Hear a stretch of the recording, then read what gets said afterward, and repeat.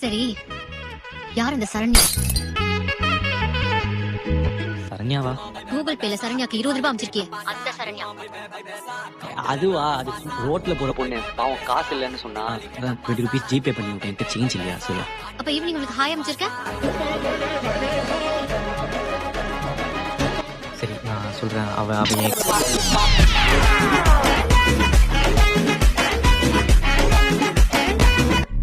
Sophie தானடா உன் X?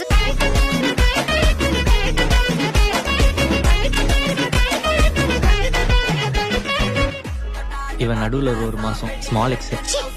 Hello, எதுக்கு துப்புன நீயே சொல்லு. ஓனாவா? ஓனவா? யார் இது? Hello hello hello. ஹலோ சரி கேட்க நடுவு. சொல்லு.